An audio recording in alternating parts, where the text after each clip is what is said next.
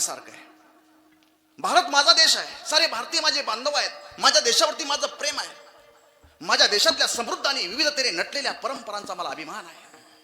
पण राम मंदिराचा उत्सव होत असताना, मूर्तीची प्राण प्रतिष्ठा होत असताना तू दारूच्या अड्ड्यावरती सापडलाच बाबा. आणि दुसऱ्या दिवशी तू प्रार्थना प्रतिज्ञा म्हणतो की त्या परंपरांचा अभिमान मला असला पाहिजे, थोरा मोठ्यांचा सन्मान ठेवीन, सगळे माझे बांधव आहेत. मग रस्त्यावरती एखादा ऍक्सिडेंट होतो, त्यातला एखादा जीव रस्त्यावरती तडफड तडफड करतो, पाणी पाणी पाणी असा आक्रोश करतो, आपण तिथून निघून जातो, त्याच्याजवळ थांबत नाही. तो पाणी मागतोय, रक्ताच्या थारोळ्यामध्ये पडलाय, त्याला पाणी दे ना.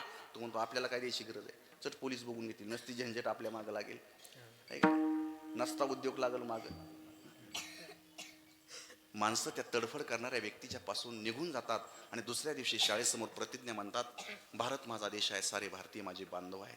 अरे मग काल रस्त्यावरती जो पाणी मागत होता तो तुझाच बांधव होता ना, त्याला का पाणी पाजलं नाही, का तिथे एक मिनिटभर थांबला नाही? जे वर्तनीय आहे, जे आचरणात आणण्यासारखे सिद्धांत आहेत, ते फक्त वाचनापुरते मर्यादित ठेवले, आणि जे वाचून सोडून द्यायचे असतात ते मात्र आम्ही आचरणात आणू लागलो, म्हणून लोक बदलत नाहीत. विठाला हरे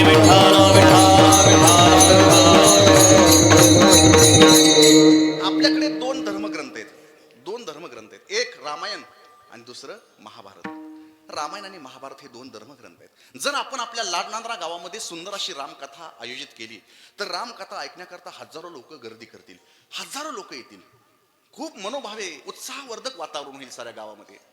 रामकथा, त्या कथेतले एक एक प्रसंग ऐकून, प्रभू रामचंद्रजीचं आपल्या वडिलांवरती असलेलं प्रेम पाहून, राजा दशरथाचं आपल्या मुलांवरती असलेलं प्रेम पाहून, नाही का, भरताची प्रभूविषयी असलेली भावना पाहून, लक्ष्मणाचा त्याग पाहून, उर्मिलेची निष्ठा पाहून, हनुमंतरायची भक्ती पाहून, शबरीची भक्ती पाहून, नाही का, जटायूचा तो त्याग पाहून तुमचं आमचं हृदय द्रवीभूत होईल, तुमच्या आमच्या डोळ्याला आपसुकच पाणी येईल, महिलांचे पदर आपसुकच डोळ्याकडे जातील, डोळ्यातून पाणी येईल लोकांच्या. वा, असंही जीवन असू शकतं प्रभू रामचंद्राचं, असंही देव वागू शकतात, असं वागणं घडू शकतं आपल्याकडून. रामकथा ऐकली, सारं गाव तल्लीन झालं रामकथा ऐकण्यामध्ये. 7 दिवस कसे निघून गेले कळालं नाही. 8व्या दिवशी संयोजकानं माईक हातामध्ये घेतला आणि उपस्थित लोकांना संयोजक म्हणू लागले, लाड नांदेकर मंडळी, आपण बहुसंख्येने उपस्थित राहून हा कार्यक्रमाचा आनंद घेतला, कार्यक्रम संपन्न झाला, रामकथा आपण ऐकली, पण सांगा मंडळी, लाखो रुपये आपला खर्च झाला कथा ठेवण्याकरता, किंवा तो कथा श्रवण करण्याकरता किंवा आयोजन करण्याकरता खूप खर्च झाला. मंडळी आता सांगा, लाड नांदेकर मंडळी आता सांगा. म्हटले काय सांगायचं, एकच सांगा की आपल्याला आपल्या जीवनामध्ये रामासारखं वागता येईल का? लोकांनी खाली माना घातल्या. नाही, माझा तुम्हाला प्रश्न आहे, आपल्याला आपल्या जीवनामध्ये रामासारखं वागता येईल का? लोक बोलायला तयार नाहीत. फार काही परिवर्तन नाही, पण निदान 1-2% तरी आपल्याला आपल्या जीवनामध्ये रामासारखं वागता येईल का? म्हणजे जर एखादा भाऊ आपल्या सख्या भावाला गेल्या 10 वर्षापासून बोलत नसेल, सक्का भाऊ जर पक्का वैरी झाला असेल, एकमेकाचं तोंड पाहिलं तर ते तिथून निघून जात असतील, तर रामकथा ऐकल्यानंतर ते भाऊ पुन्हा एकमेकाच्या खांद्यावरती हात टाकून पुन्हा आनंदानं जीवन जगतील का? हे थोडंसं परिवर्तन त्यांच्या जीवनात होईल का? जर एखादे पती पत्नी आहेत, त्यांच्यामध्ये जर सतत भांडणं होत असतील, त्यांच्यामध्ये जर दररोज काही ना काही वाद होत असतील छोट्या मोठ्या गोष्टीनं, आणि त्यांचा परिणाम जर त्यांच्या लहान मुलांवरती होत असेल, तर रामकथा ऐकल्यानंतर, प्रभूंचं जीवन वाचल्यानंतर, ऐकल्यानंतर त्या पती पत्नीतले संबंध अधिक चांगले होतील का, सदृढ होतील का? एखादा मित्र जर मित्रापासून दुरावला असेल, खरं तर माणसाला एकच असं ठिकाण असतं की जिथं माणूस आपलं अंतःकरण मोकळं करू शकतो. माणूस आपल्या बहिणीजवळ, आपल्या आईजवळ, आपल्या वडिलांजवळ, आपल्या मुलांजवळ, आपल्या पत्नीजवळ जी गोष्ट सांगू शकत नाही, ती गोष्ट माणूस आपल्या मित्राजवळ सांगतो. इतकं मित्राचं नातं, इतकं जीवनात, ज्या व्यक्तीला जीवनामध्ये असंख्य मित्र आहेत त्या व्यक्तीला कधीच अटॅक येत नाही. अहो, सारखं माणूस अंतःकरण मित्राजवळ मोकळं करत असतो. मित्र नेमकं म्हणायचं कोणाला? नाहीतर पैसा असला की मित्र, पैसा संपला की त्याचा आपला काय संबंध नाही. मित्र म्हणायचं कोणाला? ज्याच्याकडून ज्या त्या प्रसंगी सुमधुर प्रशंसा, धीरगंभीर शब्द, प्रेमळ उत्तेजन, सहानुभूतीमय सांत्वन आणि कठोर उपदेशवाणी मिळते, तो खरा मित्र असतो. शास्त्र सांगतं, आपत्काले तू संप्राप्ते येन मित्र मित्रमेव तत, वृद्धी कालोपी संप्राप्ते द्रुजनोपी सुहृद भवेत. विठाला हरे मग रामकथा ऐकल्यानंतर ते जवळचे लहानपणापासूनचे मित्र पुन्हा मित्रत्वाचं नातं जोडतील का? रामकथा ऐकल्यानंतर एखादी बहीण जर आपल्या भावाला बोलत नसेल, आपल्या स्वतःच्या मुलीच्या लग्नामध्ये जर मानलेला भाऊ आपली बहीण मागं उभा करत असेल आणि भावाकडे जर बोलत येत नसेल, त्याला बोलत नसेल, तर ते बहीण भाऊ पुन्हा कधी एकत्र येतील का? रामकथा ऐकल्यानंतर आमच्या जीवनामध्ये काही अपेक्षित परिवर्तन होईल का? थोडंफार काहीतरी परिवर्तन होईल का? लोकांना संयोजकानं प्रश्न विचारला, लोकांनी माना खालीच घातल्या होत्या. लोक म्हटले, महाराज अहो रामासारखं आपल्याला कुठं जगता येत असतं वय? अहो राम कुठं, आपण कुठं? राम कुठं, आपण कुठं? नाही जमायचं आपल्याला रामासारखं वागायला, नाही जमायचं. आणि दुसऱ्या दिवशी हीच माणसं पारावरती गप्पा मारताना म्हणतात, कृष्णानं 16,108 बायका केल्या, मग आपल्याला दुसरी करायला काय अडचण आहे? अरे अरे कृष्णानं करंगळीवरती पर्वत उचलला, तुला हांडा उचलत नाही? नाही नाही, रामानं देखील असं केलंच की, रामानं देखील सीतेचा त्याग केलाच की. राम असं वागला, आपल्याला काय होतंय? बायकोला मारधूर करायला, बायकोला सोडून द्यायला. अरे ये तो भगवान का प्याला है महाराज, बम बोले टेकडी वाले कैलाश के राजा, चिलिम भराय ताजा, तुम दम लगाने आजा. भगवान शंकराच्या मंदिरामध्ये काही लोक बसलेले असतात, आपण त्यांना म्हणावा, हो हे इथं का करताय तुम्ही? ते म्हणतात, महाराज तुम्हाला कळत नाही, हा भगवान शंकराचा प्याला आहे. अरे मग भगवान शंकराने हालाहाल विष देखील प्राशन केलं, एखादा थेंब घेतो का इंडो सल्फानचा? नाही जमणार ना. ज्या ठिकाणी देवाचा संबंध जोडायला पाहिजे तिथं लोक संबंध जोडत नाहीत, आणि जिथं जोडायला नको पाहिजे तिथं मात्र लोक संबंध जोडतात. म्हणून परिवर्तन नाही. विठाला हरी विठ्ठल.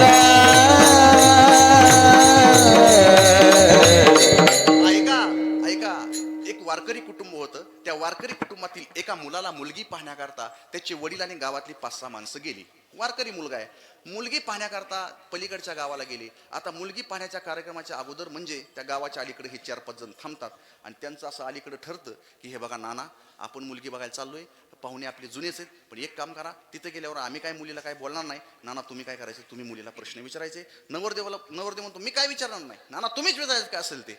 गावाच्या अलीकडे ठरतं, गाडीवरती सगळे बसतात, किक मारतात, निघून जातात. त्या पाहुण्याच्या घरी गेले, राम राम शमशम झाला, आदर पाहुणचार झाला, मुलगी आली, पाठावरती बसली. काय सुरुवातीचा जो विधी असतो आपल्या धर्मशास्त्रानुसार तो विधी झाला, कपाळाला हळदी कुंकू लावलं, आणि मग नाना पुढे सरकले आणि नानांनी मुलीला प्रश्न विचारायला सुरुवात केली. काय मुलीला प्रश्न विचारतात मुलगी पाहायला गेल्यावर? म्हणजे तुमची झाली नाहीत काय?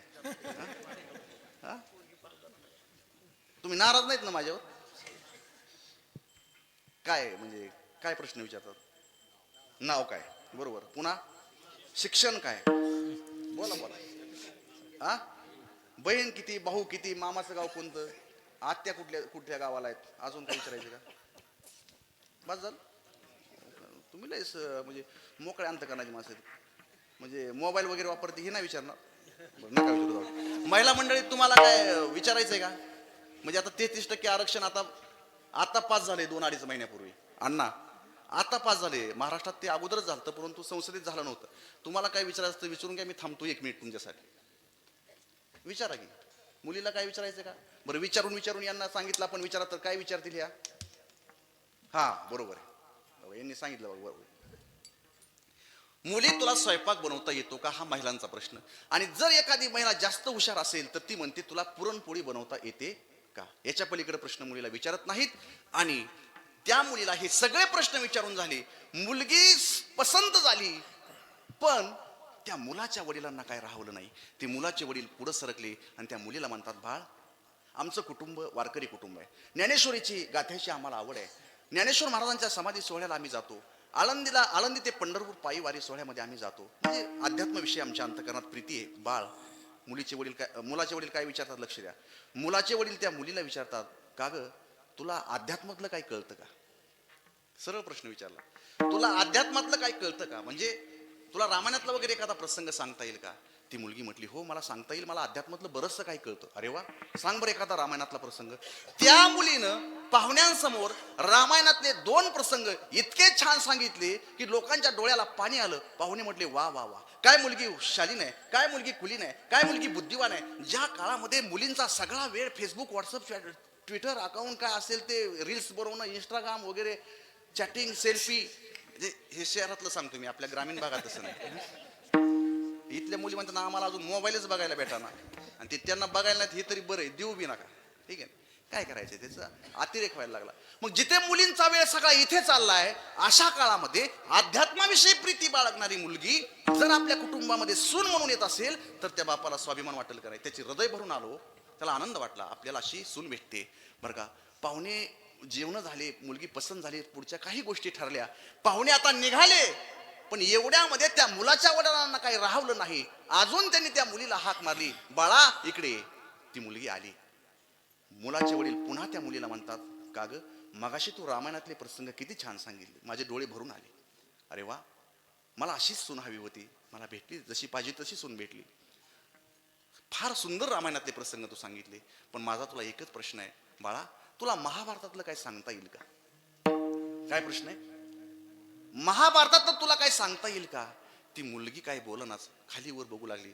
अगं माझा साधा प्रश्न आहे, तुला तुला महाभारतातलं काय सांगता येईल का? ती मुलगी म्हटली, महाभारत कुठं सांगायचं असतं वय? म्हटली मग तुमच्या घरी मी नांदायला आल्यावर म्हटली ते आपोआप होईल. विठ्ठला विठ्ठला. हरी विठ्ठल. पहिल्या चरणामध्ये श्री तुकाराम महाराज तुम्हाला आव्हान करतात, कर्म करण्याचा त्याग सांगत नाहीत, तर कर्म करण्याची रीत सांगतात. कर्माचा त्याग हा होऊ शकत नाही हो. कोणी कितीही म्हटलं की या पठ्यानं कर्माचा त्याग केला, तर कर्माचा त्याग केला हे त्याचं म्हणणं हे अतिशयोक्ती ठरेल, खोटारडेपणा ठरेल. कर्माचा त्याग होऊ शकत नाही. माऊली ज्ञानोबराय म्हणतात, संग जव प्रकृतीचा तव त्याग न होय कर्माचा, ते करू म्हणती ऐशाही तयाचा आग्रह होची उरे. कर्माचा त्याग हा जोपर्यंत या शरीराशी तादात्म्य तोपर्यंत कर्माचा त्याग हा होऊ शकत नाही. महाराज म्हणतात की तुम्हाला राम कळाले पाहिजेत. मग कळाले केव्हा? ज्या वेळेस तुम्ही ते राम, त्या रामाचं नाव आपल्या कंठामध्ये धारण करा. ऐशी जोडी करा राम कंठी धरा, कंठामध्ये त्याला धारण करा. अनेकांची राम भक्ती वेगवेगळ्या प्रकारची. हो, काय राम भक्तीचं वर्णन करावं?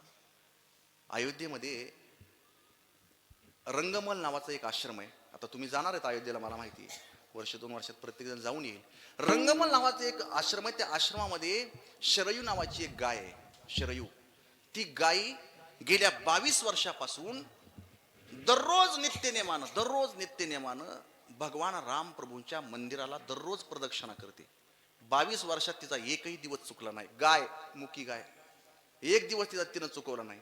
आज सगळ्या टीव्हीला बातमी, सगळीकडे सांगितलं जातं, आपण पाहत असाल की ती गाय नुसतं प्रदक्षिणा करत नाही, तर जाऊन देवाच्या समोर आपलं डोकं ठेवते. 22 वर्षात एक दिवस देखील असा राहील नाही की त्या दिवशी ती गाय तिथं मंदिराला प्रदक्षिणा करायला गेली नाही, तिनं आपलं डोकं तिथं ठेवलं नाही.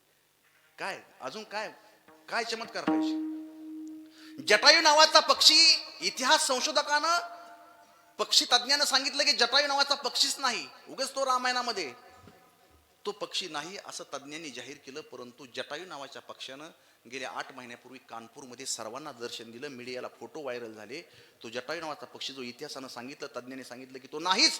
त्या पक्षाची झुंड आपल्याला पाहायला भेटली. एक नाही, 20-25 जटायू पक्षी आपल्याला पाहायला भेटले. इंदोर मधला एक कार्तिक नावाचा पोरगा, त्यानं 9/11/2019 या दिवशी शपथ घेतली की ज्या दिवशी भगवान श्रीरामाचं मंदिर उभा राहील त्याच्या अगोदर 14 दिवस, इंदोर ते अयोध्या 1035 किलोमीटरचं अंतर आहे. अमोल महाराज, इंदोर ते अयोध्या ते 1035 किलोमीटरचं अंतर मी 14 दिवसात पळत जाईल.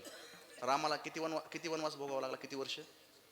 त्या कार्तिक नावाच्या पोरानं निश्चय केला की 14 दिवसात 1035 किलोमीटर मी हे अंतर रनिंग करून कापेल. म्हणजे तो पोरगा अर्थात रनरच आहे चांगला, तर तो 14 दिवसापूर्वी निघाला होता. दररोज 85 किलोमीटर पळायचा, 85 किलोमीटर पळायचा. काल तो अयोध्येमध्ये पोहोचला, त्याचा सत्कार त्या ठिकाणी झाला. किती विशेष! एक महिला गेल्या 1 वर्षापासून तिनं अन्नाचा कण खाल्ला नाही, फक्त फळांवरती 1 वर्ष तिनं उपवास केलाय. प्रभू रामचंद्राचं मंदिर उभा राहतंय. काल तिनं उपवास सोडला. अखंड ज्योत तिनं तिच्या घरात लावली होती आणि 1 वर्षभर अन्नाचा कण तिनं नाही. किती विशेष! अहो, काल सगळ्यात जास्त आनंद जर कोणाला झाला असेल, प्रभू रामचंद्रजीच्या सासरवाडीतल्या लोकांना. म्हणजे नेपाळमध्ये जे जानकीधाम ठिकाण आहे ते प्रभू रामचंद्रची सासरवाडी, त्या सासरवाडीच्या लोकांना भलता आनंद झाला की आमचा जावई आज सिंहासनावरती बसतोय, आमच्या कन्येला आज चांगले दिवस आले, आमच्या सीता ही आमची मुलगी आहे, राम हे आमचे जावई. त्या नेपाळच्या लोकांनी 55 ट्रक भरून फळं, मेवा, मिठाई, त्यांच्या मुलीकरता भरजरी म्हणजे लाखो रुपयाच्या साड्या, त्यांच्या जावयाकरता लाखो रुपयाचे कपडे, ज्याच्यामध्ये हिरे, माणिक, मोती, जवाहीर असे त्या कपड्यांमध्ये लावलेले आहेत. जावयाला मुलीला काय पाहिजे ती सोन्याची भांडी, चांदीची भांडी, असं लाखो करोड रुपयाचं दान नेपाळच्या लोकांनी काल अयोध्येमध्ये आणून दिलंय त्यांच्या जावयाला रामप्रभूंना.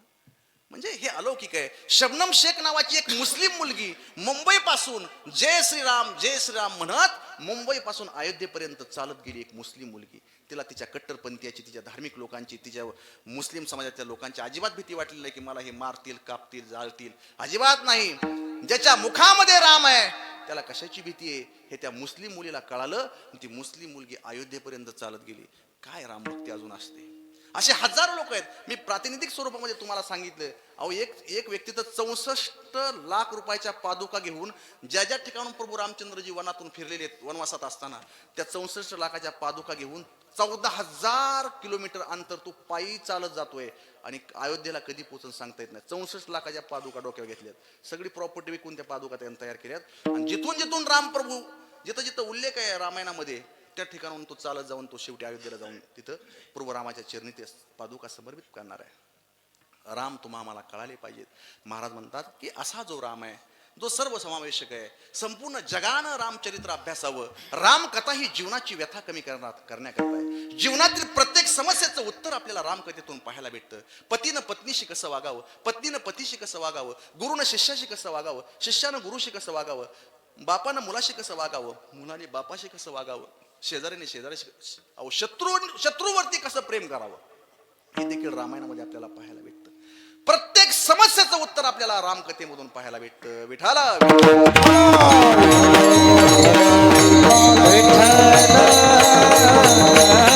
महाराज म्हणतात असा जो राम आहे त्या रामाचं नाव आपल्या कंठामध्ये धारण करा. आईसी जोडी करा, राम कंठी धरा. काहीतरी काम करायचं ना, या हातानं काहीतरी करायचंय ना, मग चांगलं करा. या पायानं कुठंतरी चालत जायचंय ना, मग चांगल्या ठिकाणी जा. आईशी जोडी करा, काहीतरी करायचं, कर्म चुकणार नाही, मग चांगलं करा. या मुखानं काहीतरी बोलायचं तर चांगलं बोला. या कानानं काहीतरी ऐकायचं तर मग चांगलं ऐका. आईशी जोडी करा, राम कंठी धरा. कंठातून काहीतरी बाहेर पडणार आहे, मग राम का बाहेर पडू नये, नाही का?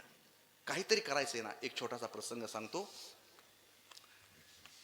काहीतरी करायचंय, मग चांगलं का करू नये. रावणानं मारीच मामाला समोर बोलवलं आणि रावण मारीच मामाला म्हणतो, मामा मला तुम्हाला एक गोष्ट सांगायची. मामा म्हटले, मला काय गोष्ट सांगा, मी लहान बाळ आहे का मला गोष्ट सांगतो. रावणा, मामा गोष्ट म्हणजे गोष्ट नव्हे.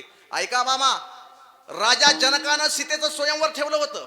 देशोदेशीचे राजे त्या स्वयंवराला एकत्र जमले होते. राजा जनकाचं असं म्हणणं होतं की जो कोणी हा शिवधनुष्य उचलेल त्याला माझी मुलगी वर मला घालील, कसलीही अट न ठेवता. मामा, सीतेला पत्नी करून घेण्याकरता हजारो राजे महाराजे जनकाच्या दरबारामध्ये गेले. 12,000 हत्तीनं ओढत आणलेलं ते शिवधनुष्य अनेक राजांनी पाहिलं आणि काहीनं अर्ज काढून घेतले. म्हणजे आपल्याला हे जमायचं नाही, जमणारच नाही. खाली माना घातल्या. एकही व्यक्ती ते शिवधनुष्य उचलण्याकरता तयार होईना. हे कोण कोणाला सांगतंय? गेले काही विसरून तुम्ही? रावण मारीच मामाला असं सांगतायत. मामा कोणीच उचलायला तयार नाही. त्यावेळेस तो जनक राजा आव्हान करू लागला, अरे या पृथ्वीवरचा क्षात्रभाव नष्ट झाला की काय? एकही असा वीर नाही जो माझ्या मुली करता योग्य पती म्हणून या ठिकाणी निवडता यावा. अरे धिक्कार असो तुमच्या जीवनाचा, धिक्कार असो थू तुमच्या जिंदगानीवर. असं ज्यावेळेस राजा जनकानं आम्हाला आव्हान केलं त्यावेळेस मामा त्या जनकाचं बोलणं मला काय सहन झालं नाही. मी ताडकन उठून उभा राहिलो. सगळ्यांच्या नजरा माझ्याकडे वळाल्या आणि मी सगळ्यांकडे पाहत बोललो, उचलून उचलेल कोण?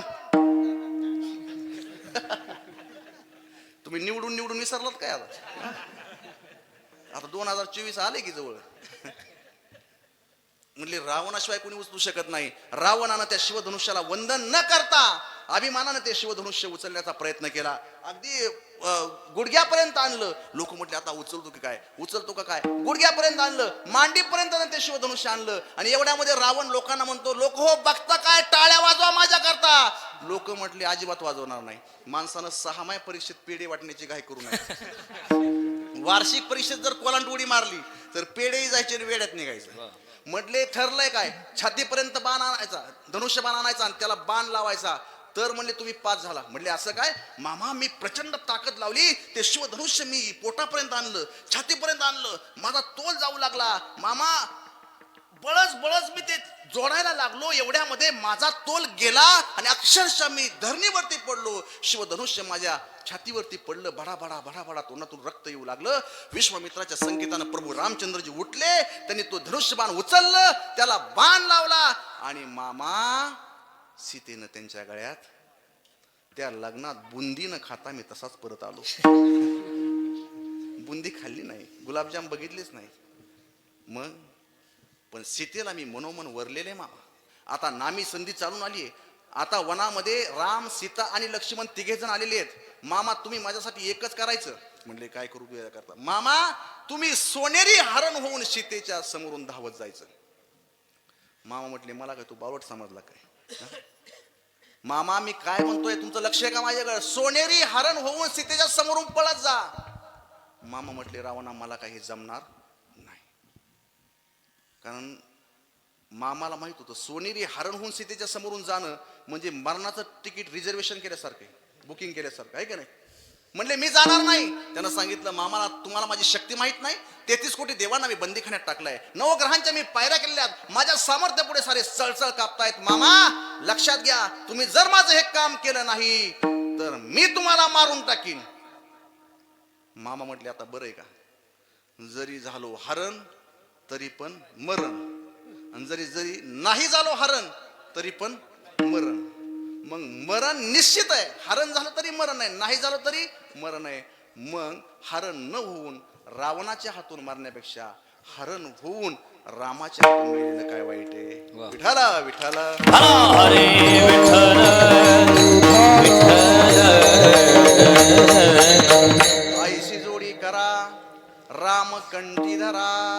त्यानं काय होईल? जेने चुके गर्भवास जेने चुके फेरा, गर्भवास जेने चुके फेरा, गर्भवास जेने चुके फेरा.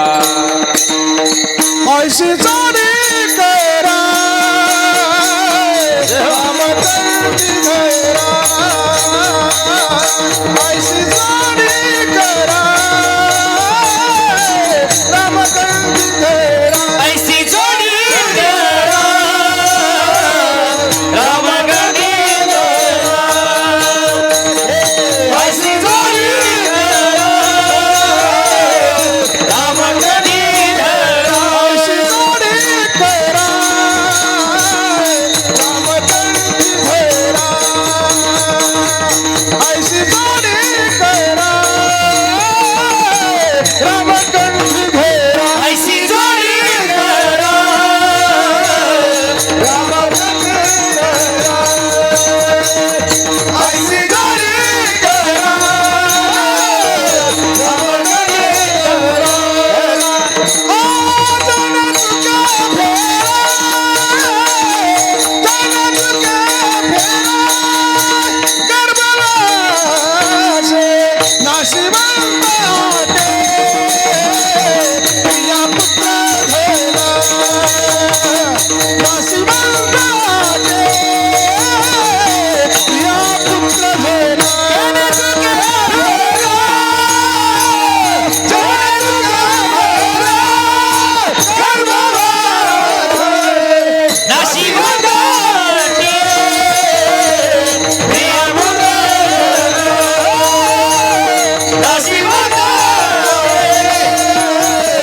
प्रिया पुत्र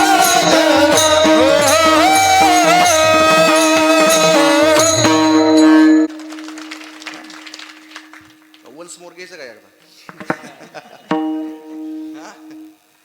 वन्स मोर सारखंच आहे नाही का? आपल्याला काही बंधन आहे. दुसरीकडे चालतं वन्स मोर होऊ द्या शिट्या फुकून, आहे की नाही?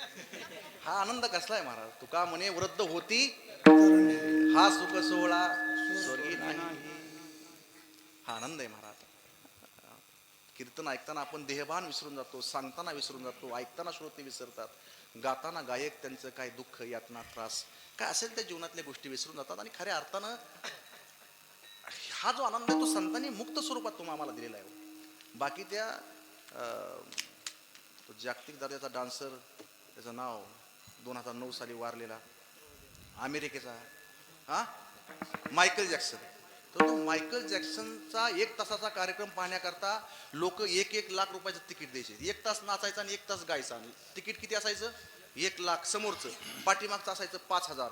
कार्यक्रम ऐकण्याकरता 10-15-20 लाख लोक असायचे. हे काय आपलं लाड नांद्रा, डासाळा, हे डोंगरगाव असे कार्यक्रम होते जे. भारत, रशिया अशा म्हणजे कीर्तनकारच सांगितलं अगोदर आणि मग त्या मायकल जॅक्सन सांगतो. भारताची ही तारीख आहे, अफगाणिस्तानची ही आहे, त्या नालायक मलेशियाची ही आहे. नालायक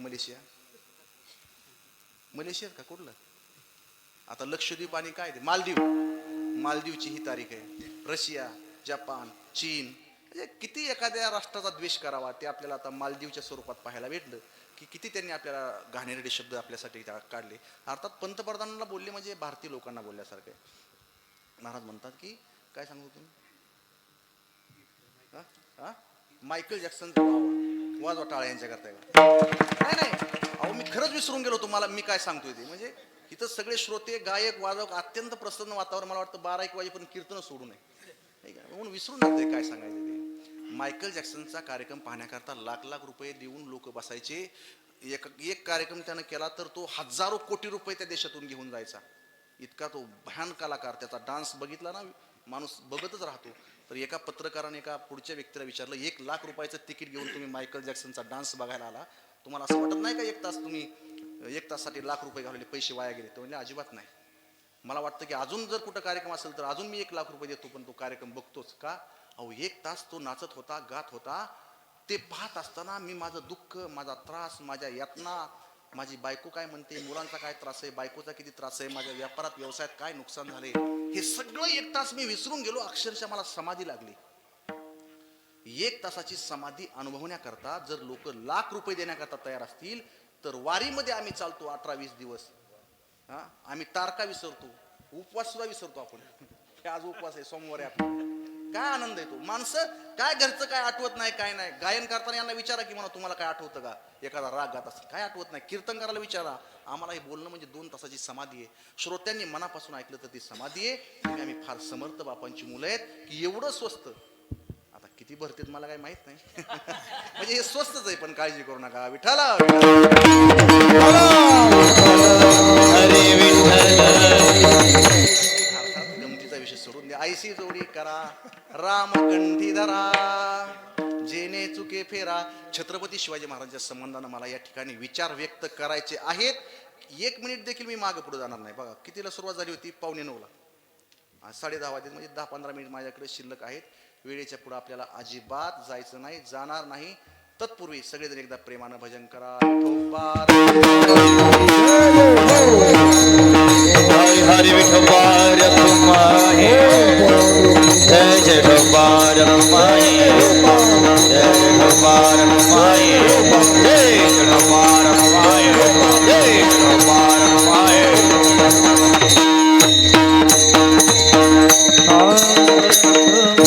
आईशी कंठी धरा, जेने चुके फेरा. गर्भवासा त्याचा परिणाम आहे. गर्भवासाचे फेरे चुकतील का हो महाराज? गर्भवासाचे फेरे एवढे वाईट आहेत का? ते चुकवावेच लागतील का? महाराज म्हणले गर्भवासाचे फेरे चुकवण्याची ताकद फक्त या मनुष्य शरीरामध्ये आहे. नाही का? पावला हा देह उपाय घडवाले, ही ताकद आहे या मनुष्य शरीरामध्ये. ते फेरे चुकवण्याची ताकद आहे. ते फेरे चुकवणं हा पुरुषार्थ आहे. चुकवलेच पाहिजेत. 1-2 मिनिटाचा दृष्टांत सांगतो आणि छत्रपतींच्या चरित्राकडे 10 मिनिट वळतो. ऐका. रामप्रभूच्या चरित्रातला हा दृष्टांत आहे. दृष्टांत असा आहे की वनवासामध्ये असताना, लक्षपूर्वक ऐका, तुमचं लक्ष आहे माझ्याकडे का थांबायचं? 15 मिनिटं अगोदर संपू, कसं काय नाही अडचण. बघा काय चाललं होतं आपलं. वनवासात असतं, लक्षपूर्वक ऐकतात लोक. म्हणजे अजिबात एक शब्द देखील इकडे तिकडे म्हणजे कॅच करतात प्रत्येक शब्द. बघा वनवासामध्ये असताना प्रभू रामचंद्रजी त्या गुहकाला विनंती करतात. बा गुहका, अरे बाबा आम्हा तिघांना तुझ्या नावेमध्ये बसव आणि पलीकडच्या काठाला पोहोचव. विनंती केली देवानं. बघा काय वेळ आली होती देवावरती. गुहकाला विनंती केली, गुहका आम्हा तिघांना तुझ्या नावेमध्ये बसव आणि पलीकडच्या काठाला पोहोचव. गुहक म्हटला देवा जमायचं नाही. म्हटला काय म्हटला? जमणार नाही. का जमणार नाही? म्हटला मी माझ्या आईला विचारल्याशिवाय काय करत नसतो. म्हणला कोणाला विचारावं लागतं मला? बायकोला नाही म्हणला. मला माझ्या आईला विचारावं लागेल. मग देव म्हटले जा बरं तुझ्या आईला विचारून ये. तो पळत पळत तो गुहक घरी गेला आणि आईला म्हणतो आई आई आई, अयोध्याधीश दशरथ नंदन प्रभू रामचंद्रजी सीतामाई सोबत लखन भैया सोबत नदीच्या काठावरती आलेले आहेत आणि ते मला हात जोडून असं म्हणतात की गुहका आम्हा तिघांना तुझ्या नावेत बसव आणि पलीकडच्या काठावर पोहोचव. आई बसू का ग त्यांना नावेत, आई बसू का ग त्यांना नावेत. आई म्हटली शहाणा असशील तर बसवू नको, शहाणा असशील तर त्यांना नावेत बसवू नको. तो पळत पळत पुन्हा आला. देवाला म्हटला देवा जमणार नाही, तुम्ही तुमच्या पद्धतीनं काय असेल ते बघा, मी नाही बसवणार तुम्हाला नावेमध्ये. मग देव म्हटले का बसवणार नाही. म्हटलं माझ्या आईनं मला सांगितलं की त्यांना नावेत बसवू नको. लक्ष्मण भाईला असा राग आला. लक्ष्मण भाई म्हटले ही बाई नक्की कैकेयीच्या पॅनलची दिसते, तिनं तिथं राहू दिलं नाही, ही इथं नावेत बसू देत नाही. राग आला लखन भैयाला, डोळे लाल बुंद झाले. प्रभू म्हटले लक्ष्मणा शांत राहा.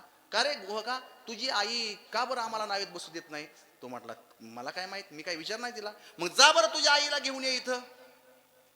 मग तो गुहक म्हणला ठीक आहे आणतो आईला. पळत पळत पळत पळत पळत घराकडे निघाला तर त्याची आई निम्म्या रस्त्यापर्यंत चालत आली होती अगोदरच. आणि तो म्हणला आई तुला बोलवलंय. आई म्हटली मला माहित होतं ते मला बोलवणार आहेत म्हणून. आई त्या गुहकाची आई नदीच्या काठावरती आली आणि प्रभू रामचंद्रजी विश्वाचा चालक मालक असणारा भगवंत त्या गुहकाच्या आईच्या समोर हात जोडतो आणि तो देव म्हणतो आई साहेब याला सांगा ना की आम्हाला पलीकडे नदीच्या काठावर सोडू म्हणून. तुम्ही म्हणता की नाही सोडायचं म्हणून. तो म्हणतो की मला माझ्या आईनं सांगितलं की यांना नावेत बसू नको. अहो सोडवा ना, काय तुमचं असेल ते मी देतो, आहे की नाही, काय असेल ते तुमचं मी देऊन टाकतो, पण आम्हाला पलीकडे सोडवा. आई म्हणते ते गुहकाची आई म्हणते देवा का गरीबाच्या घरावर टिंब टिंब फिरवताय, जगतोय आम्ही गरीब कसं बस खडा माती खाऊन जगू दे की आम्हाला. का नाही नाही जगू द्या आम्हाला. आपण झालं काय. अहो देवा जगू दे ना आम्हाला, आम्ही अहो कसं बस आमचं जीवन जगतोय, कशाला आम्हाला त्रास देताय तुम्ही, तुमच्या पद्धतीनं जाओ. अहो पण काय झालं देवा तुम्हाला माहित नाही काय झालं. काय झालं आम्हाला चांगलं माहितीये, तुमच्या पायाच्या स्पर्शानं शिळेची बाई झाली, तुमच्या पायाच्या स्पर्शाने शिळेची बाई झाली. आता जर तुमचा पाय आमच्या नावेला लागला आणि जर या नावेची बाई झाली तर अगोदरच घरी याची एक आहे, तिनं त्याचे काय हाल करून टाकलेत बघा, बरगड्या उघड्या झाल्या त्याच्या. आणि दुसरी जर तयार झाली तर यानं सांभाळायची कशी. देवा जगू दे आम्हाला. देव म्हटले अरे रे रे हिची भावना शुद्ध आहे पण त्यात डोळसपणा नाही. प्रभू म्हटले मग याच्यावरती काय उपाय वगैरे आहे का, काय टेबला खालून वरून देऊ का, काय घेताल का तुम्ही काय कमी जास्त. हा पण तेवढं काम करा बाबा, आमच्या शेतकऱ्याचं नडलंय कावांना, तेवढं घ्या काहीतरी ऍडजस्ट करून. ते म्हटले अजिबात नाही, खालून वरून काय जमणार नाही. म्हटले मग उपाय आहे ना, एक उपाय आहे देवा. काय म्हटले तुमच्या पायाच्या स्पर्शानं काही होत नाही. म्हटले मग तुमच्या पायाला जी धूळ लागली धूळ, त्या धुळीचा हा प्रभाव आहे म्हणून ते बाई होते बघा. मग काय करावं लागेल. काय नाही म्हणले ताट घेऊन आली मी, तुम्ही इथं बसा, मी नदीचं पाणी आणते. पळत गेली, नदीचं पाणी आणलं, प्रभूंना बसवलं. प्रभूंचे पाय तिनं पाटामध्ये त्या ताटामध्ये ठेवायला लावले. आपल्या हातानं तिनं प्रभूंचे चरण धुवून काढले. प्रभूंच्या चरणाची सुवासिक फुलं आणि ते गंध वापरून पूजा केली प्रभूंच्या पायाची. त्या पाय धुतलेलं पाणी तिने प्राशन केलं. सीतामाईला बसवलं, त्यांचे चरण धुवून काढले, ते पाणी प्राशन केलं. लक्ष्मणाला बसवलं, ते त्यांचे पाय धुतले, चरण धुतले. दोघाही माई लेकरांना ते चरण ते पाणी प्राशन केलं. आणि गुहकाची आई म्हणते देवा आता काही होणार नाही, आता तुम्ही बिंदास नावेमध्ये बसा. देव नावेमध्ये बसले आणि निघाली नाव. आणि एवढ्यामध्ये ती गुहकाची आई देवाकडे पाहून हसायला लागली. अमोल महाराज देवाकडे पाहून हसायला लागली. देव म्हटले हिला हसायला काय झालं, आता एवढा मागापासून एवढा वेळ घेतला हिनं, आता हसायला काय झालं. भगवान विचारतात का हो आई साहेब तुम्ही का हसता. ती म्हटली कस काय देवा फसवलं का नाही. म्हणते तुम्हाला फसवलं म्हणजे मलाही फसवणार आहेत वाटतं. नाही नाही म्हणजे कसं काय गंमत केली तुमची. म्हणजे माझी काय तुम्ही गंमत केली. अहो म्हटले कशाची शिळेची बाई कशाची नावेची बाई. म्हटले मग एरवी तुमचे चरण धुण्याची संधी या अभागीला तिच्या जीवनामध्ये थोडीच प्राप्त होणार होती. अहो जन्मोजन्मीचं पुण्य पदरामध्ये असावं लागतं. योगियांच्या ध्यानी ध्याता नातुडशी. अरे योग्यांच्या ध्यानामध्ये न जाणारा तू, ऋषी मुनींना फसवणारा तू, हजारो वर्ष तपश्चर्या करता तुझ्या प्राप्ती करता त्यांच्या स्वप्नात देखील तू जात नाही. आणि माझ्यासारख्या एका हलक्या कुळामध्ये जन्मलेल्या स्त्रीच्या दारामध्ये तू आला, हे किती आमचं भाग्य आहे. ही संधी आम्हाला सोडायची नव्हती म्हणून देवा आम्ही थोडीशी गंमत केली तुझी. जा आता जा देवा. देव निघाले. गुहक वल्लवत नाव वल्लवत पलीकडच्या काठावर गेला. मग त्यानं त्या प्रभू रामचंद्रजींना पलीकडच्या काठावर सोडून द्यावं का नाही हो? ठरल्याप्रमाणे पलीकडच्या काठावर पोहोचायचं. पण त्यांनी तिथून रिवर्स घेत टाकला. अजून रिवर्स टाकला आणि इकडच्या काठाला आणलं. पुन्हा इकडून रिवर्स टाकला, पुन्हा त्या काठावर नेलं. 2-3 चक्रा मारल्या. प्रभू म्हणले तू काय आम्हाला वेड्यात काढतो का? नौका विहार करून आणतो काय आम्हाला नदीत? अरे पलीकडच्या काठावर पोहोचव ना आम्हाला, नाव का फिरवतोय पाण्यामध्ये? तो म्हटला देवा तुम्हाला काय गडबड आहे का? म्हणजे काय गडबड? म्हणजे या इतक्या वाजून इतक्या मिनिटांनी या राक्षसाला मारायचे, तितक्या दिवशी या मुहूर्तावरती त्याचा उद्धार करायचा आहे, याच्याशी युद्ध करायचं, असं काय तुमचं टायमिंग ठरलंय का वनवासामध्ये? म्हणजे तसं काय नाही ठरलं. मग मारा ना मारला 4-2 चक्रा, काय अडचण आहे? अरे देव म्हणते तसं नको गुहका करू. पण त्याला पुन्हा 4-2 चक्रा मारल्या. मग मात्र प्रभू रामचंद्रजींना राग आला. गुहका पलीकडे सोडतोस का कसा? का बघू तुझ्याकडं? गुहक म्हणला देवा तुम्हाला तर राग आला राव. म्हणजे रागू नको तर काय करू? म्हणला मग तुमच्यापेक्षा आम्ही बरे का?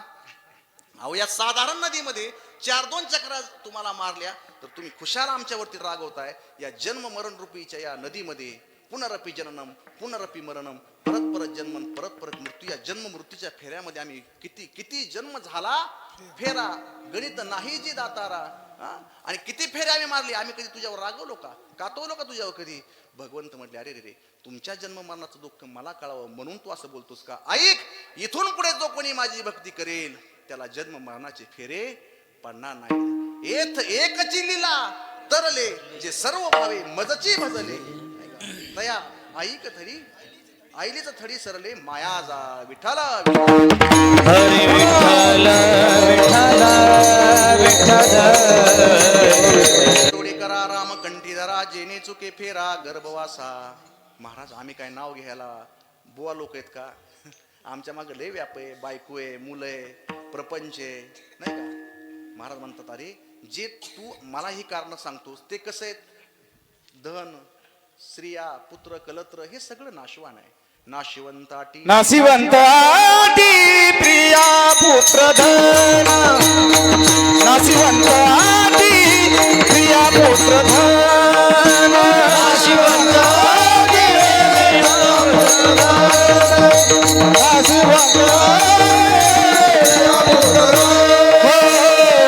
नाशिवंताटी प्रिया पुत्र धन, नाशिवंताटी प्रिया पुत्र धन, नाशिवंताटी नाशिवंताटी प्रिया पुत्र धन. बीजाच्या दक्षिण त्याची फळ त्याची फळ त्याची फळ, बीजाच्या दक्षिण त्याची फळ त्याची फळ त्याची फळ, नाशिवंताटी प्रिया पुत्र धन, नाशिवंताटी प्रिया पुत्र धन, नाशिवंताटी प्रिया पुत्र धन, नाशिवंताटी प्रिया पुत्र धन, प्रिया पुत्र धन, प्रिया पुत्र धन. काय रत्न आहेत महाराज आपल्या गावातलेच का? वा वा. तरी मला मगाशी आमचे अण्णा म्हटले, शरद अण्णा म्हटले महाराज आमच्या गावात गायन क्षेत्रातला तर नादच करू नका म्हटले, नाही का? वा वा वा. सर्वांच्या चरणी पुन्हा एकदा प्रणाम करतो. विठ्ठल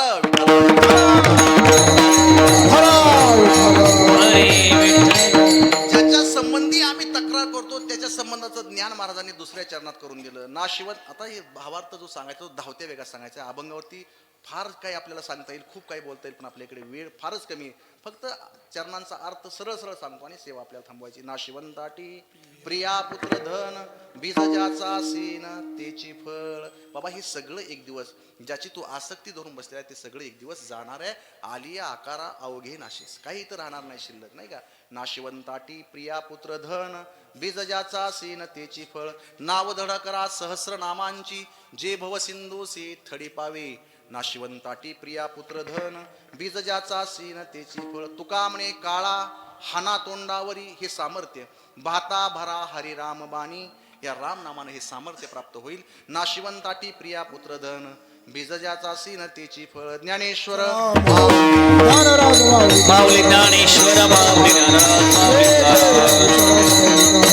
माऊली ज्ञानेश्वर माऊली ज्ञानराज माऊली माऊली ज्ञानेश्वर माऊली ज्ञानराज माऊली. छत्रपती शिवाजी महाराजांच्या महाराजांच्या संदर्भानं काही विचार या ठिकाणी व्यक्त करायची संधी मला संयोजकांना उपलब्ध करून दिलेली आहे. त्या संधीचं मी सोनं करेल.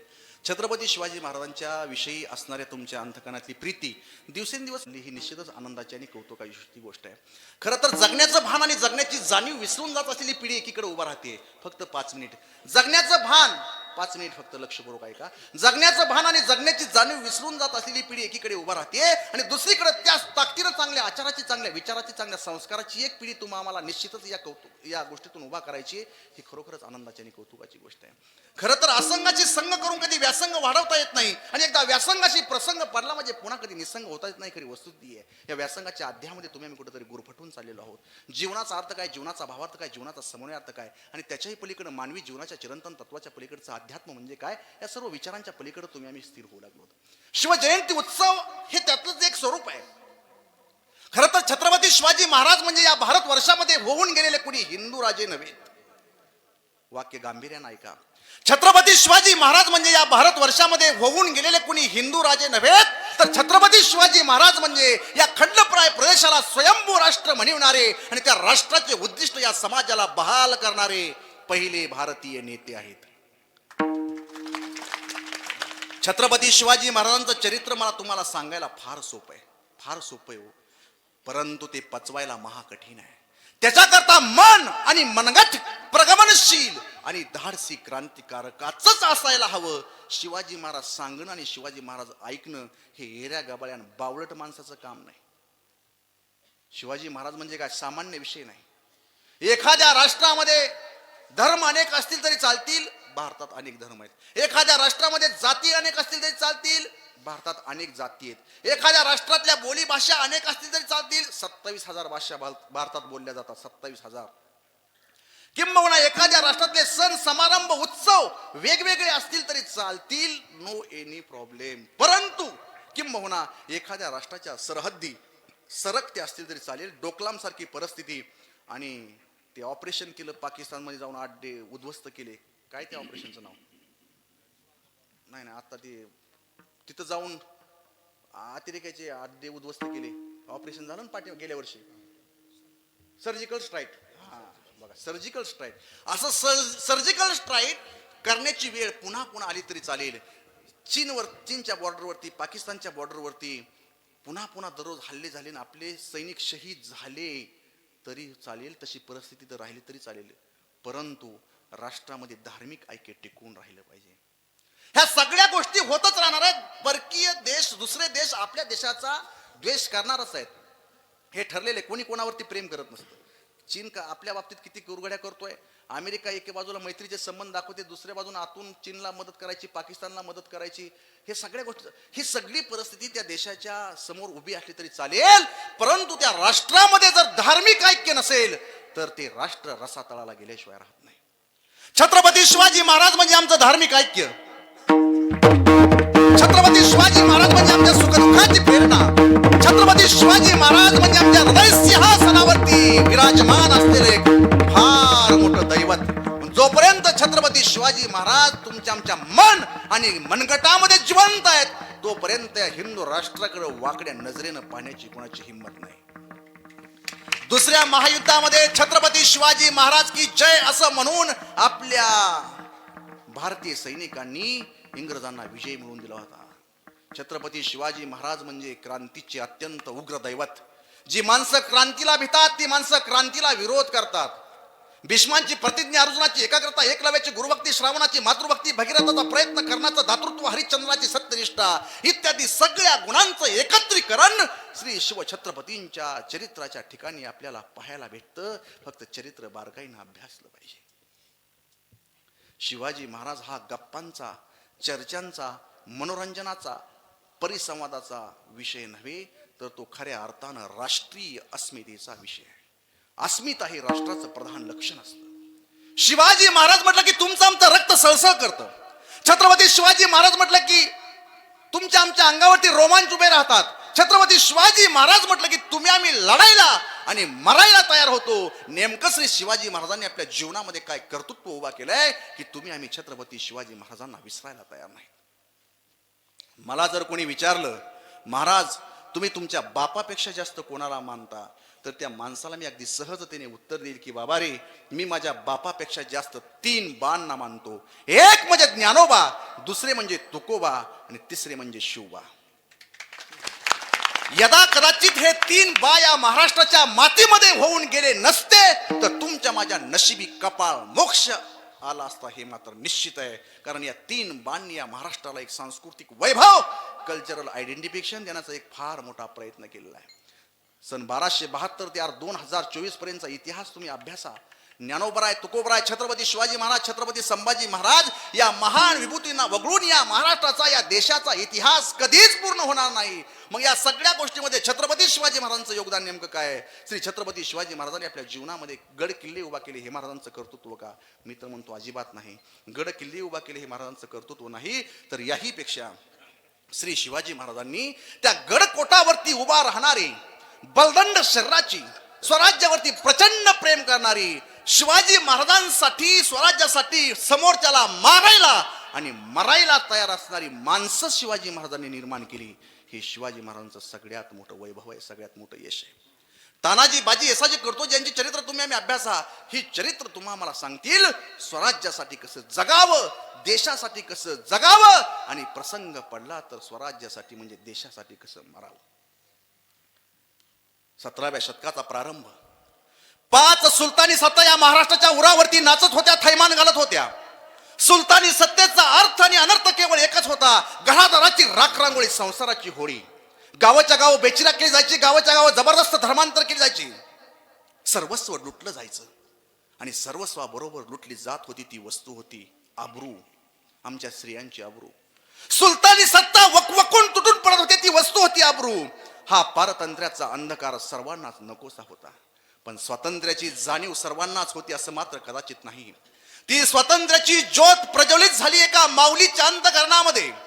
शहाजी राजांच्या धर्मपत्नी जिजाबाई कुठपर्यंत हा अन्याय आणि अत्याचार सहन करायचा, या हिंदू धर्माला कोणी त्राता आहे की नाही, कोणीतरी निर्माण व्हायला हवा, कोणीतरी जन्माला यायला हवा.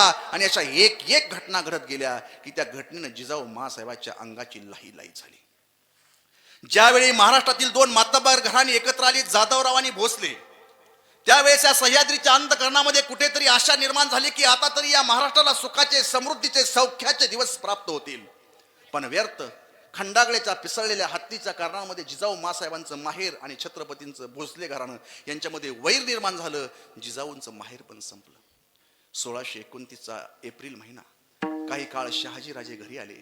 शिवगंगाधर प्रसन्न होता, आई तुळजाभवानी प्रसन्न होत्या. शहाजी राजांच्या सेवेमध्ये जिजाबाई चूर चूर झाल्या. ज्येष्ठाचा महिना संपला आणि आषाढाचा महिना उगवला. जिजाऊ माँसाहेबाच्या मुखकमलावरती एक वेगळ्याच प्रकारचं तेज दिसू लागलं. वाड्यातल्या जाणत्या बायांनी जाणलं, शहाजी राजांना कळालं. जिजाऊंना दिवस गेले.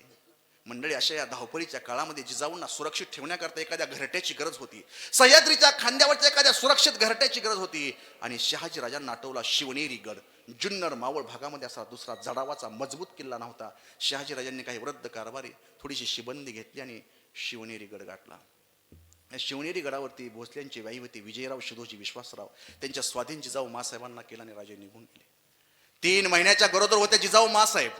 आणि त्यानंतर पुन्हा अशा काही घटना घडल्या की त्या घटनेनं जिजाऊ माँसाहेबांची अंगाची लाही लाही झाली.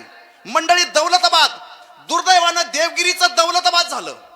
चारीही जाधवराव निजामशहाच्या दरबारामध्ये दर्शनाकरता गेलेले असताना, म्हणजे जिजाऊ माँसाहेबांचे वडील आणि जिजाऊ माँसाहेबांचे 3 सख्खे भाऊ निजामशहाची चाकरी करत होते. निजामशहाच्या दरबारामध्ये हजेरी लावण्याकरता गेलेले असताना भर दरबारात उठून निजामशहा आतमध्ये गेला आणि काही कळण्याच्या अगोदर 4ही जाधवरावांची कत्तल निजामशहाच्या दरबारामध्ये झाली. अरे, ज्यांच्या जीवावरती सुलतानी सत्ता उभी राहिली त्या जिजाऊ माँसाहेबांच्या भावांचा आणि वडिलांचा निर्गुण खून त्या दरबारामध्ये करण्यात आला. काही यातना झाल्या असतील जिजाऊ माँसाहेबांना. या घटनेचा कुठं विसर पडतो ना पडतो तो जिजाऊ माँसाहेबांच्या कानावरती आणखीन एक घटना. मुरार जगदेवानं पुण्यावरती स्वारी केली. पुण्यावरती त्यानं गाढवाचे नांगर फिरवले आणि शहाजी राजाच्या जहागिरीमध्ये तो आपली पहार ठोकून मोकळा झाला. जो कोणी ही पहार उपसेल त्याचा वंश निर्वंश झाल्याशिवाय राहणार नाही, असे घोषवाक्य त्यांनी त्या ठिकाणी लिहून काढले. मंडळी, एवढंच नाही, पुन्हा एकदा खेळोजी राजांची धर्मपत्नी भोसल्यांची कुलवधू पंचवटीवर म्हणजे नाशिकला स्नानाकरता गेलेले असताना महाबत खानानं त्यांना जबरदस्तीनं पळवून नेलं. जिजाऊ मासाहेबांच्या जाऊबाईंना जबरदस्तीनं पळवून नेलं.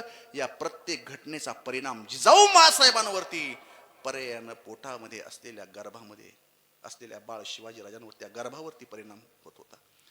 3 महिन्याच्या गरोदर होत्या जिजाऊ मासाहेब. 2 मिनिट घेतो, जास्त नाही, ऐका.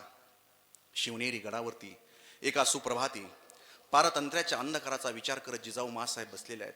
आणि एवढ्यामध्ये गडकऱ्यांच्या धर्मपत्नी लक्ष्मीबाई, जिजाऊ मासाहेबांची सेवा करणारी ती स्त्री, जिजाऊ मासाहेबांच्या जवळ आली. जिजाऊ मासाहेबांना बोलते, आई साहेब एक विचारू का? विचारा. नाही, तुम्हाला राग तर येणार नाही ना? अहो कसला राग, तुम्ही आम्हाला आमच्या आईसारख्या. नाही, लहान तोंडी मोठा घास व्हायचा उगीच. नाही, बोला लक्ष्मीबाई बोला. जिजाऊ मासाहेब बोलतात, लक्ष्मीबाई बोलतात, आऊ साहेब, अहो मी गडावरती तुम्ही आलेले जवळजवळ 2 महिने झाले. आल्यापासून मी तुम्हाला पाहते. अहो तुम्ही कधी रात्री अपरात्री दचकून जाग्या होता, कधी कोणाशी मनमोकळेपणानं बोलत नाही. तुम्ही सारखा रडत बसता, तुमच्या डोळ्यातले पाणी कधी थांबत नाही. अहो तुम्ही एकटं राहता. अहो या अवस्थेमध्ये प्रत्येक स्त्रीला काही ना काही आवडतं, काही ना काही खावंसं वाटतं, काही ना काही प्यावंसं वाटतं, काही ना काही ल्यावंसं वाटतं. त्याला डोहाळे म्हणतात. त्याला काय म्हणतात? डोहाळे म्हणतात. 3 महिन्याचं बाळ आपल्या पोटात आहे. सांगा नाऊ साहेब, तुम्हाला कशाचे डोहाळे लागलेत? सांगा नाऊ साहेब, तुम्हाला काय आवडतं? अहो तुम्हाला जो पदार्थ आवडतो ना, तो पदार्थ ही लक्ष्मीबाई लगेच करून आणील. सांगा सांगा, तुम्हाला काय खाऊ वाटतं, काय प्यावं वाटतं, काय ल्यावं वाटतं? सांगा नाही साहेब. जिजाऊ मासाहेबांनी त्यांचा तो प्रश्न ऐकला आणि जिजाऊ मासाहेबांचं हृदय भरून आलं. जिजाऊ मासाहेबाच्या दोन्ही हाताच्या मुठी अशा आवळल्या गेल्या. जिजाऊ मासाहेब एकदम ताड करून उठून उभ्या राहिल्या आणि जिजाऊ मासाहेब लक्ष्मीबाईकडे पाहत बोलतात, लक्ष्मीबाई आम्हाला खाण्यापिण्याचे डोहाळे नाही तो ना, आम्हाला मेना पालक्या भोई शामेने हिरे माणिक मोती सोनं आवडत ना, खायला प्यायला आवडत. मग तुम्हाला आवडतं तरी काय? मला काय आवडतं सांगू? मला कशाचे डोहाळे लागलेत सांगू? हा सांगा नाऊ साहेब. मला आवडतं सह्याद्रीच्या दऱ्याखोऱ्यामध्ये घोडा फेकावा. मला आवडतं लढाईचा पोशाख अंगावरती घालावा, डोक्यावर जिरेटो ठेवावा, कमरेला शेला बांधावा, तलवार म्यान करावी. आपल्या समोर उचलून नेऊन आपल्या माय मावल्यांवरती अत्याचार केले जातात, त्या हैवानांचं शिर धडा वेगळं करून बहुजन प्रतिपालक हिंदवी स्वराज्य आम्ही निर्माण करावं. वा काय डोहाळे. जिजाऊ मासाहेब, जिजाऊ मासाहेब तुमच्या चरणावरती आमचे कोटी कोटी प्रणाम. जिजाऊ मासाहेब तुम्ही झाल्या नसत्या तर, जिजाऊ मासाहेब तुम्ही झाल्या नसत्या तर बाटल्या असत्या आमच्या मुलीबाळी, नसते राहिले कुंकू कपाळी. जिजाऊ मासाहेब तुम्ही झाल्या नसत्या तर नसती दिसली अंगणी तुळस, नसती दिसली अंगणी तुळस, नसते राहिले मंदिरावरती कळस. जिजाऊ मासाहेब तुम्ही झाल्या नसत्या तर नसते झाले छत्रपती शिवाजी महाराज. किसी के पेट में से पाप पैदा हुआ, किसी के पेट में से सांप पैदा हुआ, लेकिन जिजाऊ ऐसी माँ थी यारो, जिस माँ के पेट से बापों का बाप शिवाजी पैदा हुआ. शिवाजी पैदा हुआ. शिवाजी महाराज म्हणजे फक्त व्याख्यानात सांगण्याचा, गप्पांचा, मनोरंजनाचा, परिसंवादाचा विषय नाही, तर तो राष्ट्रीय अस्मितेचा विषय आहे. इथून आपली सुरुवात झाली. त्या राष्ट्रीय अस्मितेला कधीच अंतर देऊ नका. शिवछत्रपती महाराजांचं चरित्र तुमच्या आमच्या अंतःकरणामध्ये नित्य तेवत राहावं. त्यांच्यावरचं असलेलं प्रेम अखंडित आणि अबाधित राहावं, या सद्भावना या निमित्तानं व्यक्त करतो. बोलता बोलता एखादा अभद्र अमंगळ शब्द तोंडातून गेला असेल, तो माझ्या वाणीचा दोष, बुद्धीचा दोष असं समजा. झालेली सेवा श्री गुरूंच्या चरणी, तुम्हा देवरूप श्रोत्यांच्या चरणी या ठिकाणी समर्पित करतो. पत्रिका पाहिल्यानंतर फार आनंद वाटला की पत्रिकेवरती जे आता महाराष्ट्रात क्रांती चालली आहे, आपले लोकनेते जरांगे पाटील यांच्या संदर्भानं तुम्ही त्यांचा फोटो पत्रिकेवरती छापला आणि असाच एकोपा आपल्या समाजामध्ये राहू द्या. कारण आपल्या समाजानं कधीच कुठल्या जातीचा द्वेष केला नाही आजपर्यंत कधी या समाजानं कुठल्या जातीचा द्वेष केला नाही. परंतु आपला द्वेष करणारी माणसं आज आपल्याला महाराष्ट्रामध्ये उघड पाहायला भेटतात. उघड ते आपल्याला विरोध करतात. हा समाज होता म्हणून गावगाडा व्यवस्थित चाललेला होता आजपर्यंत. पण आता हा समाज बिघडलेला आहे. आता हा समाज आरक्षण घेतल्याशिवाय माग हटत नाही. आणि काही होऊ शकतं येणाऱ्या काळामध्ये. ज्या वेळेस पाटील आपल्याला आव्हान करतील त्यावेळेस आपण मोठ्या ताकदीनं आपला गाव परिसर काय असेल त्या पद्धतीनं आपण त्यांच्या पाठीमागे उभा राहावं. जमलं तर तरुणांनी मुंबईला जाण्याचा निश्चय करावा, या सद्भावना व्यक्त करतो आणि याच ठिकाणी सेवेला विराम देतो. विठ्ठल जय जय विठ्ठल, जय जय विठ्ठल, जय जय विठ्ठल.